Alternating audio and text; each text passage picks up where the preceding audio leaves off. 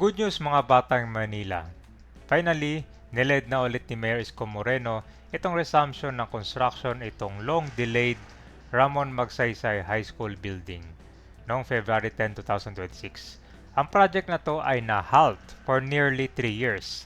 Pero ngayon ito ay back on track na with strict deadline. Tama po, sabi ni Mayor dito na kailangan matapos ito within 1 year. So ito yung mga key features dito. Magkakaroon ng 209 classrooms para ma-address itong crowding at ma-improve itong student-teacher ratio. Magkakaroon ito ng modern amenities kasama yung auditorium, gymnasium, library. At higit sa lahat, lahat ng classroom dito ay magiging fully air-conditioned. Ito ay magiging 10-story na, di ba? Ganyan magpa-project si Yorme. Talagang malaking tulong to, lalo na sa mga estudyante. Nandito na tayo sa Espanya Boulevard. Ito kabayan, ito po yung NLEX Connector, ang expressway na tumawid dito sa Espanya. Guys, isa sa mga public school dito sa Manila. Yan po yung Ramon Magsaysay High School. So ito na yung pangako ni Yorme na ilang taon na tenga itong project. Ito ay gagawin 10-story building, fully air-conditioned ang mga classroom, di ba?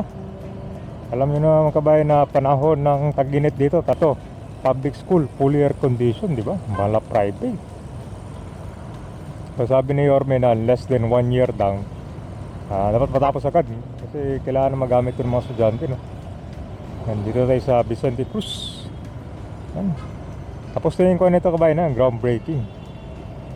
Ito, talaga namang kwanto, puspusan. Pan pa lang, final product nitong upgrade ng school, di ba? Malaki.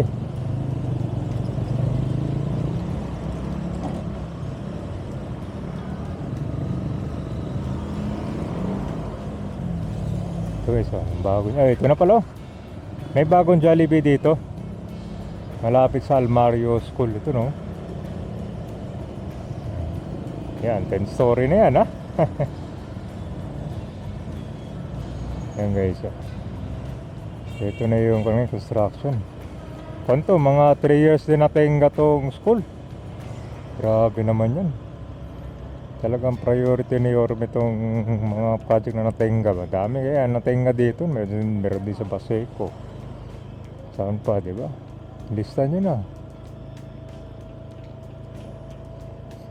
So kaya naman to within 1 year kasi meron na siyang nagawa eh. Okay, so tingnan natin sa gilid. F. Florentino Street. Merong existing building dito.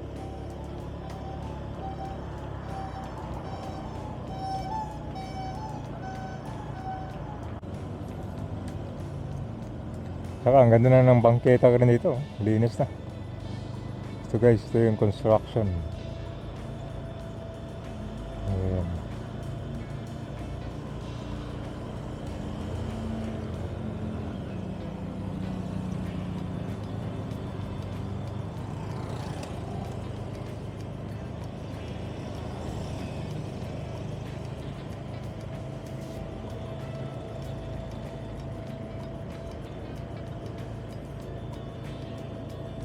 Malaki, no?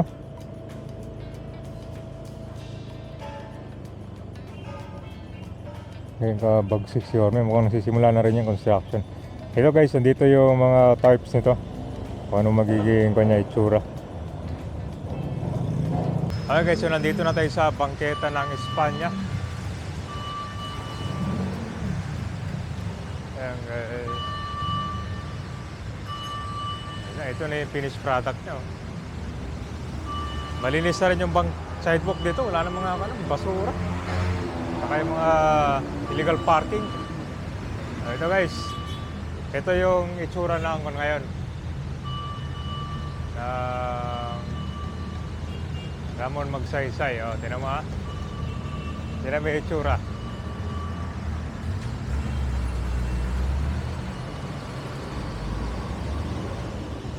Espanya Boulevard yan. Tapos ito yung finished product ko, di ba? Ang ganda. May gagawin din pala silang footbridge dito. Ayun ito na pala yung footbridge din. Mukhang papagandahin lang. Di ba, yung gitna niya merong basketballan, may mga puno, yan. Kumbaga dyan yung pinaka main event sila. Ganda oh, parang Almario School, no? Ito sa ngayon, oh. Di ba? Mas marami na mga estudyante yung ma-accommodate ito, tsaka hindi na siksikan.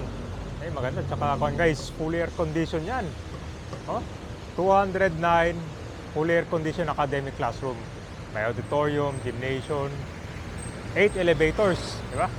Nasabi ko sa inyo guys, ganito magpa-project si Orme, talagang hindi tinipid. Di bali daw magkakautang, basta ang importante yung mga estudyante talaga, yan yung priority ni Orme. Maraming matutuwa nito guys, lalo na sa mga Sampaloc, Manila, Espanya Boulevard. Ito pa sa kabila, ito mas malaki oh.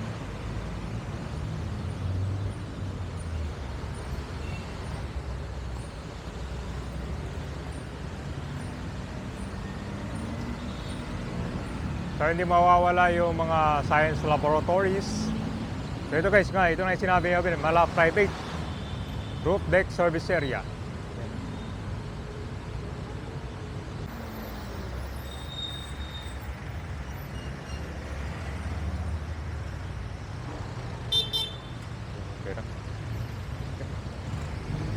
Okay. Malapit dito sa, ito may bagong kon dito, Jollibee. Malapit din sa Save More, Pure Gold, yan, yung mag-grocery sila, no? Ito, bagong gawa lang to. Padami na yung mga konto guys, kainan to, 7-Eleven naman.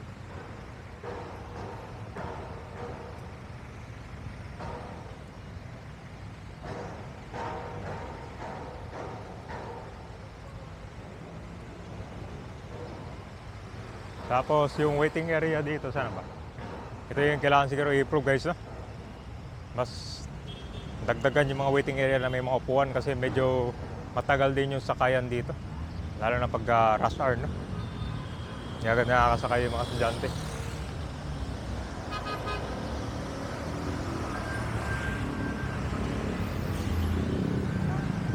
Ano? Wala masyadong unloading. Kahit saan lang.